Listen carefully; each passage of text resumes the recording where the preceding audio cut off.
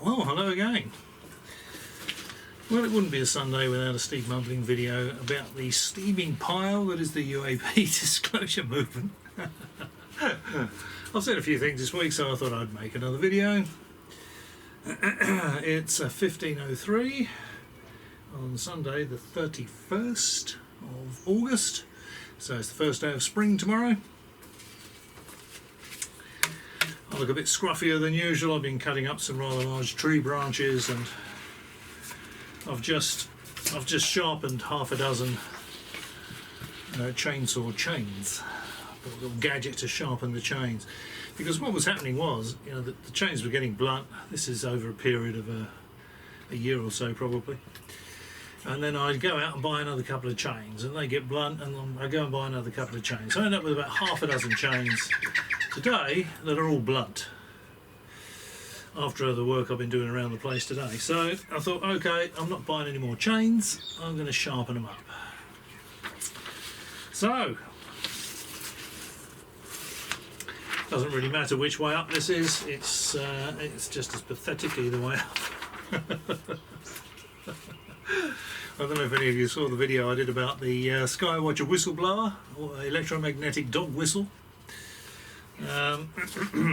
But theatrical prop. One look at this tells me it's a theatrical prop. Okay. And I think Gary Nolan should have got one of his technical bods from Stanford to give it the once over before he put any money in the pot for this one. Okay, so what have I seen this week? Grusch says Elizondo must take the red meat to Luna's skiff. In other words, behind the scenes, David Grusch is saying, don't ask me, I was told this by Elizondo. Hal Putoff. Subpoena Hal Putoff, by the way, guys. He claims he's been working on this stuff for decades.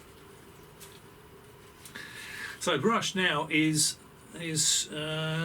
seriously backpedaling. He's saying, well, I only told you what I heard and chose to believe. Get Elizondo into that skiff and tell him to take the red meat. He's got to give the details. And I think what Luna said last time, I'll see you in the skiff, Elizondo, wasn't it? She said she's going to get him in there by hook or by crook. And if there's still nothing forthcoming, I think Burlison, Luna, and Mason Co. are just going to put a line through this and say it's obviously bullshit. We're no more time, effort, money is going to be spent on this science fiction rubbish. So, as Elizondo falling out with Grusch now, because Grusch is piling it all on Elizondo's shoulders. And Elizondo's standing there saying, would you like fries with that? A cheeseburger, was it, Mr. Mumbling? Yeah, so Grusch has told us he has no personal experience with this stuff. Rather noisy UAP. I think I mentioned it before, there's a little aerodrome over there where they do flying lessons, and the flying doctor stuff aircraft and the firefighting aircraft are kept over there. It's quite warm today actually, for the last day of winter. What would it be? So it's November, December, January. This will be the equivalent of the 31st of January in the UK. Haven't seen any snow or ice. Had a bit of rain, and of course being in Australia some of the rain can be quite heavy, but I stormproofed Mumbling Mansion a few years back, so it can rain as hard as it likes for as long as it likes, and I'll be fine. There'll be no bilge pumps running in any of the rooms. So Grusch is saying, don't blame me for this fiasco. Blame Elizondo. He was the one that told me all about it. Him and Hal Putoff, Eric Davis. So take the goods, Elizondo. When you get your pain-racked carcass dragged into that skiff, you're not going to be able to hide. If you say I can't talk about that, that's going to be your lot. everyone will know it's all bullshit. I mean, I already know it's all bullshit. It's obvious it's all bullshit. But the people that matter will know it's all bullshit. You know, the senators, the Congress will know it's all bullshit. Now, something I missed out on last week. I did a bit on Avi Loeb last week, and I missed this bit out. I'd completely forgotten about this bit. I thought this was quite funny. Avi Loeb is saying maybe we should beam a signal towards 3i Atlas, you know, this interstellar object that's heading through the solar system at the moment, saying welcome to the neighbourhood. And I thought Avi Loeb must be an avid fan of the television documentary series Star Trek. That will be how he knows that every species in the galaxy is fluent in English, and they will understand the message perfectly well. I mean, the Romulans, the Klingons, everyone they come across speaks English. Amazing. So, and then he said, this also could be perceived as a threat if they don't understand the message. Really, you think, Dr. Loeb? If it's a crewed spacecraft and it's on its way here, it's on its way through the solar system to have a look around, and we lock a radio beam onto it. Remember, it's moving pretty fast, and then we modulate the beam. You know, and they don't understand what the message is. It's a gnat or a mosquito or something. They may think we are painting a target on them with a weapon system. You know, radar scans around, it sees a plane, boink, it locks onto it, paints a target on it, and then the missile goes up and destroys it. Plane, missile, whatever it is. So the aliens, if there are indeed any aliens on board 3i Atlas, may think we're painting a target on their spacecraft.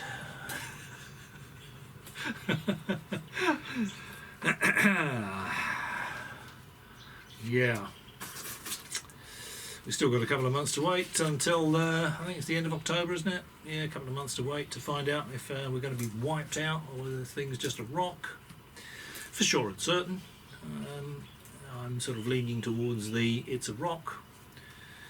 I'm going to put off some, I've got some painting and some concreting to do around the place. I'll start that in November.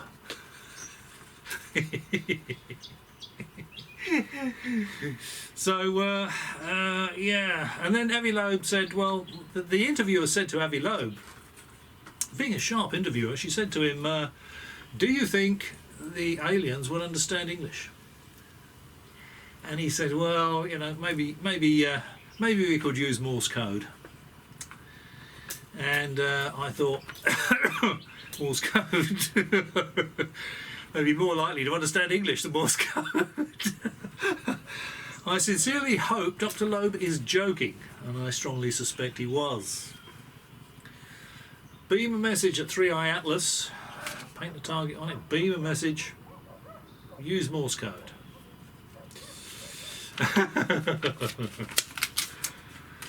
Okay, our old mate Ross Coulthart I know where there's a huge alien spacecraft hidden under a building, and I'm not going to tell you where it is. And I'm going to name all of the senators that know all about the recovered ET spacecraft and the reverse engineering program. And that Ross Coulthart. Where's the big reveal, Ross? What's the name of what are the names of all these senators? We want to know.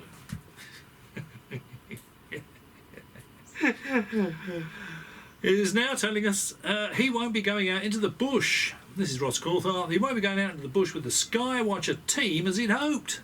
So they folded up their tents. Basically, the man's taken his theatrical prop, the electromechanical dog whistle, and disappeared over the horizon.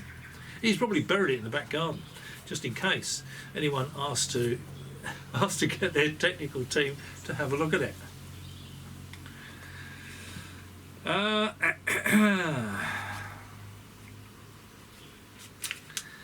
So, is there an asterisk? Yes, there is. So the guy with the electromechanical dog whistle has left the Skywatcher team. Now, rather than Jake Barber saying, oh, well, it doesn't really matter, you know, we've got tons of these gay left-handed psionics. That can summon these alien spacecraft that have come all the way across the galaxy, and they're just parked in geostationary orbit directly above these gay left-handed psionic summoners sitting in their lawn chairs out in the desert just waiting to be summoned.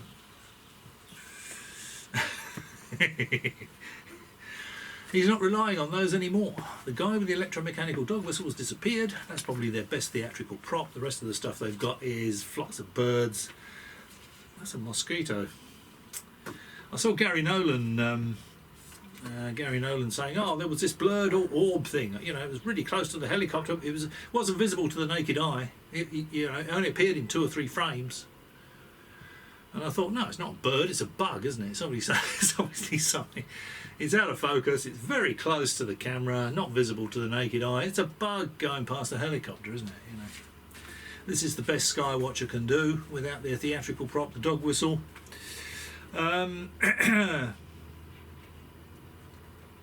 Skywatcher have cancelled any further field operations, it seems. This strongly suggests 2 things. Firstly, there's nothing whatsoever to this psionics nonsense.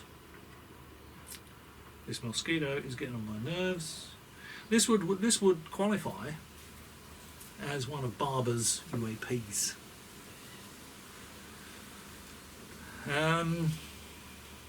This is because we've had a lot of rain lately. There's a few mozzies around. Firstly, there's nothing whatsoever to this psionics nonsense, otherwise they would just continue to summon the ET spacecraft without the electromechanical dog whistle. Has anybody else noticed that the term psionics was lifted straight from the Resident Evil science fiction movies?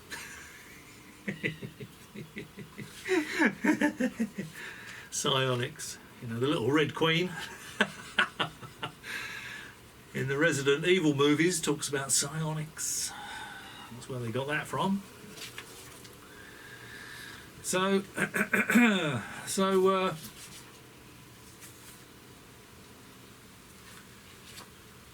don't know what's happened to that now. So secondly, the electromechanical dog whistle was just a theatrical prop to fool the gullible.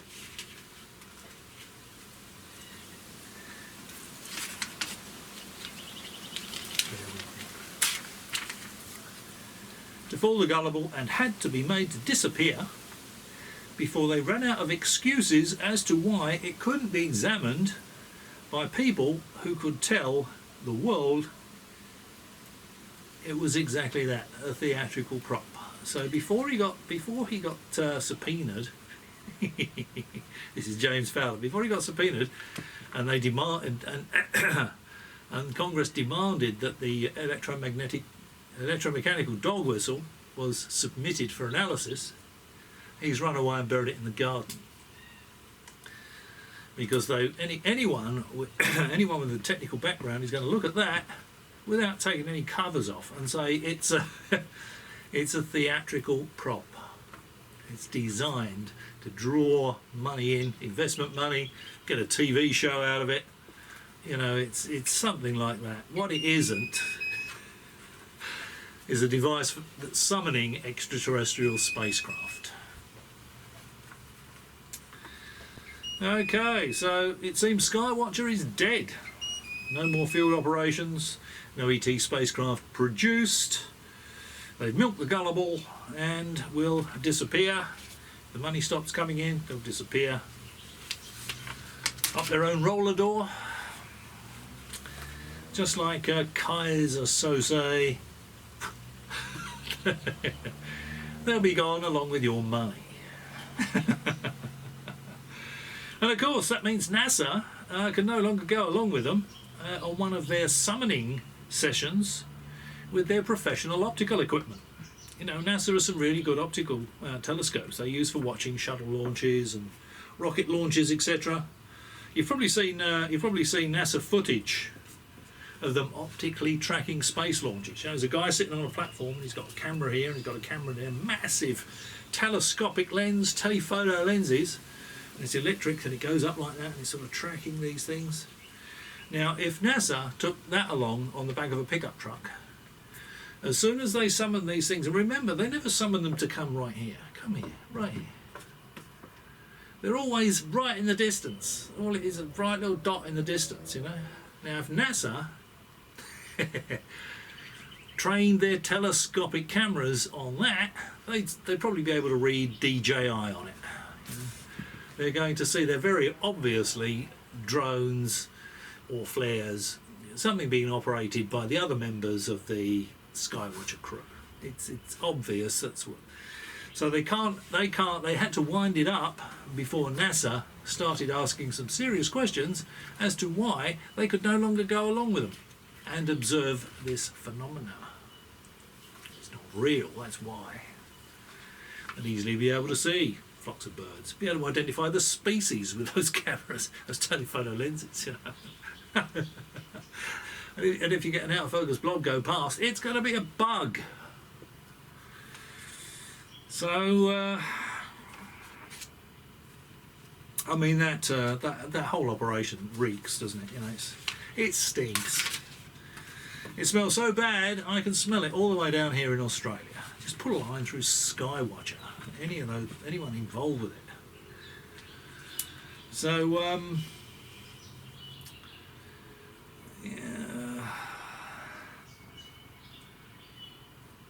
yeah. So that's why Skywatcher had to be wound up. Gary Nolan says they're analysing evidence. Well, they're not. If they're analysing out of focus blobs, what exactly do they expect to achieve? How are they which is going to be a bug or a bird or whatever it is. How are they going to tangibly link an out of focus blob to visiting extraterrestrials? Maybe you could answer that for us, Dr. Nolan. I saw Jake Barber with Beatrice Villarroel and an underwater researcher. I didn't write his name down. It might be something Asperger's, something like that, isn't it? Anyway.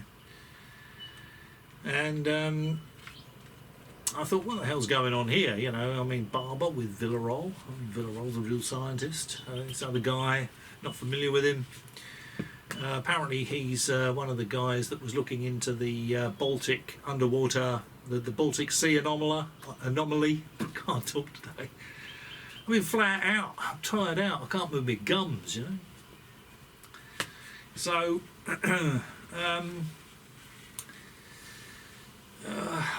I saw that and I thought, okay, if your bullshit isn't working and people are moving away from it, you're not making any money out of it anymore, team up with other people in the same boat, you know. I mean, the Baltic Sea anomaly bullshit, people have lost interest in that. Let's face it, if that was extraterrestrial, the Americans or the US, the US or the Russians would have recovered it. You know, they wouldn't leave it on the bottom of the ocean for private people to go and make holes in it and see what it is. You know, they wouldn't care whose territorial waters that is. The Americans, if they thought that was an extraterrestrial spacecraft, they go out there with a battle group and some underwater recovery gear and say, okay, you want it, come and get it. So would the Russians. Put a line through the Baltic Sea anomaly. It's rubbish. So this guy will be saying, well, you know, the interest in that is flagging.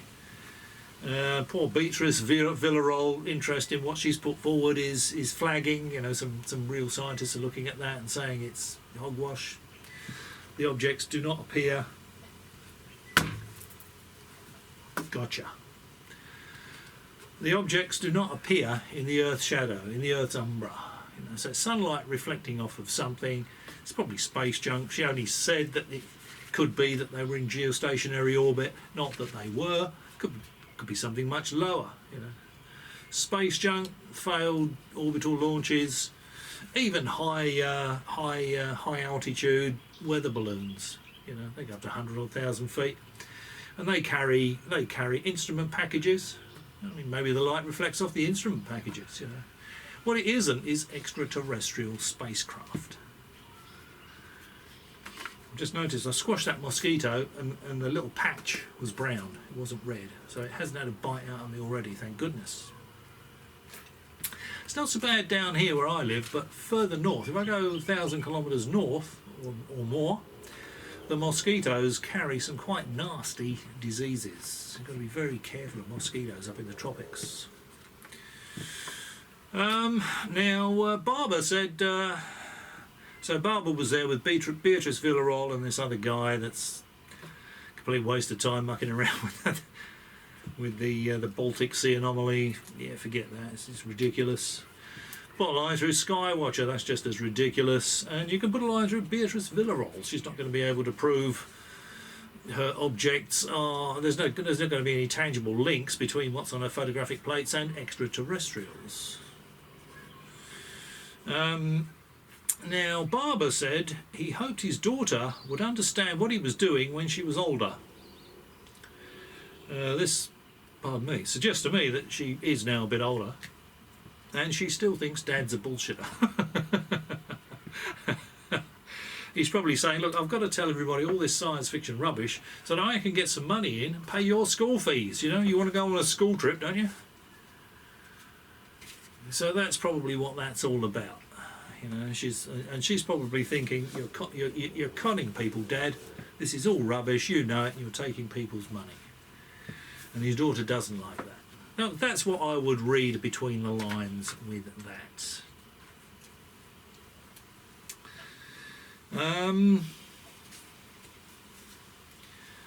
Yeah. So, Baltic Sea Anomaly, no such thing. The Americans. It would be sitting in a shed in the US somewhere or in Russia by now if that was extraterrestrial.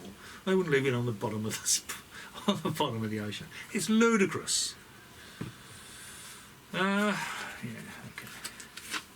And again, I'm using up a notepaper I've used before. So Gary Nolan is now doing more backpedaling. He's now saying James Fowler claimed his electromechanical dog whistle could summon alien spacecraft. Not that he believed it could. A lot of backpedaling going on there, especially with Nolan. I don't know whether Stanford have had a word with him when his aliens in the bedroom story. And you know, he was at the SALT conference along with Carl Nell, and the guy said to him, you know, what percentage would you put on the planet being visited by extraterrestrials? No, it's 100%. It's 100%, you know. When he was challenged afterwards about that, not at the SALT conference, he said, oh, well, you know, it's just my opinion. I don't know that, you know. It's just my opinion. Same with Carnell, you know. There is no doubt, says Carnell. How do you know, Colonel? Well, look at all the people that are saying it's happening.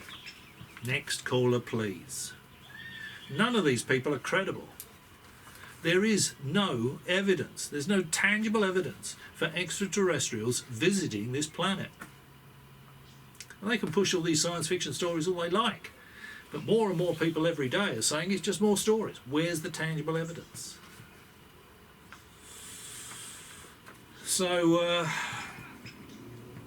yeah, James Fowler claimed his electromechanical dog whistle could summon alien spacecraft. Not that he believed it could. Mind you, if Nolan put some money in the Skywatcher pot due to Fowler's electromechanical dog whistle claims, he's a mark, isn't he? Either he's in on the con or he's being conned. Either he's a mark to get money out of him, because apparently Nolan tells us all he's got plenty of money. I think that's from his sort of professional life with cancer research or something. He's got a lot of money, he sold a company or something. So they might have thought, okay, he's like Brendan Fugel, you know, he's got more money than sense. We'll just run this past him. And because, you know, Gary Nolan has told us he filled his head with science fiction stories when he was a kid. He's looking for confirmation bias amongst all this rubbish. And then he goes and sees this ridiculous electromechanical dog whistle and says, oh yeah, here, have some cash. Is that what happened? If that's what's happened, Nolan is a mark. If he knows it's a theatrical prop and there are flocks of birds and it was a bug going past a helicopter, he's in on the con, for reasons best known to himself. It's probably because he gets a lot more interviews and a lot more people are interested in him through the ET stuff than his cancer research. You know, there's not many people that are going to be interviewing him about that. Most people don't find that very interesting. It's essential, but you know, it doesn't interest me in the least. If extraterrestrials are coming to the planet, that interests me, because I'd have to wonder why. And I'd have to wonder why, because there'd be nothing in it for them. The only thing that would be in it for them would be the planet itself. So I sincerely hope we're not being visited by extraterrestrials. So Fowler's claims... yeah, okay, so what Nolan should have done, really, before putting any money in the pot, I mean, if they said, look, you know, we've got this electromechanical, you know, Fowler's got this electromechanical dog whistle, we're going to summon extraterrestrials with it. Nolan should have said, before, if you want any money off of me towards this, I want one of the engineering guys, one of the technical guys, someone that knows about radio engineering, electrical engineering, acoustic engineering. I want one of those, or all three. Normally one person will know about all that stuff. Come and give it the once over, cast an eye over it, just to make sure it's real and it's not a theatrical prop. It's not even a well-made theatrical prop. I took one look at it and thought it's junk. It's come off of someone's junk pile. So I'll leave a link to my previous video where I did a video. It's only about 10 minutes, but it's exclusively on their electromechanical dog whistle. Hasn't got many views. Don't know if you can see it there, but you know, it's loosely wound coils of coaxial cable or retic pipe mounted on a Polaris ATV, and the whole thing's painted beige, desert beige for effect. It's rubbish, you know. So I'll leave a link to that video below in case you missed it. It's got very few views, that, and I thought it was quite good. Not that I'm biased. Okay, so yep, get Stanford's technical guys, one of Stanford's technical guys, to cast an eye over it. Personally, I don't think that could summon a bird out of a tree, let alone an extraterrestrial spacecraft. It's just hilarious nonsense. Yeah, any technical guy worth his salt from Stanford would look at that and fall about laughing. So Nolan tells us Skywatcher are analysing their data. I think I've already done this bit, haven't I? He's seen a video of an orb that wasn't visible to the human eye, only appeared in a few frames of a video. It's a fuzzy orb, close to the helicopter. It's going to be a bug.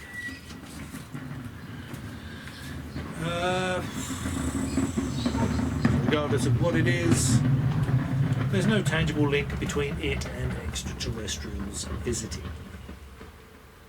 It's ludicrous. I think I said that as well. If fuzzy blobs, flocks of birds, is the best Skywatcher can do, it's safe to put a line through them. Anyone with an IQ bigger than their shoe size already has done. Probably why they're folding up their tents. There's no more money coming in, you know. No more money coming in. Yeah,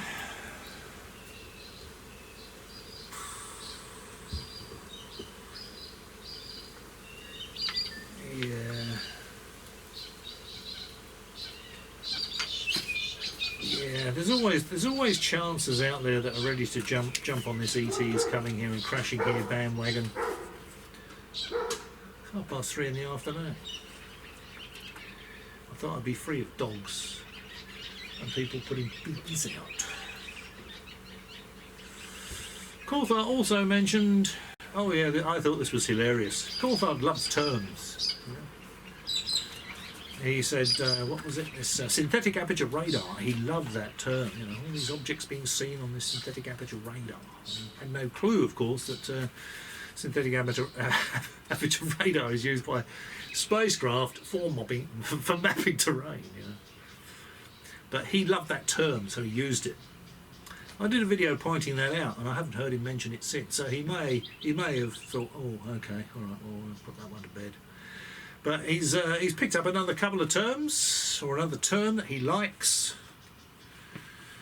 He mentioned tactical thermonuclear weapons.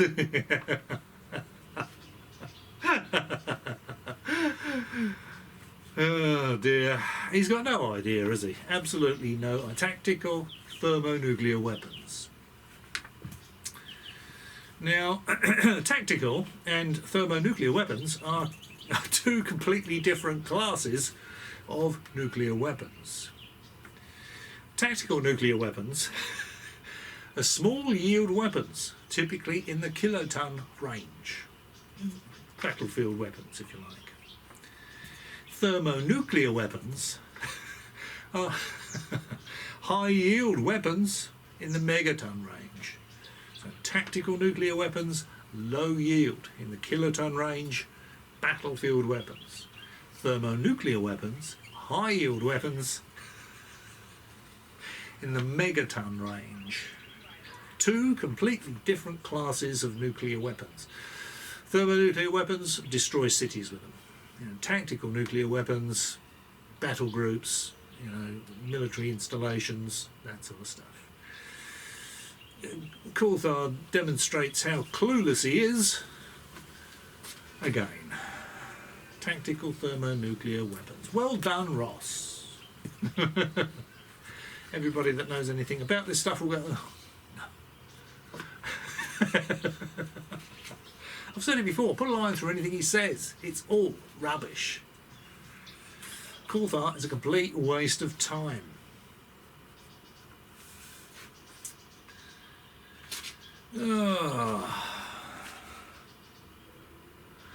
Coulthart also mentions scalar weapons. These do not exist in the real world. And I very much doubt Coulthart would understand what scalar means. Maybe you could explain that to us, Ross. What's a scalar weapon?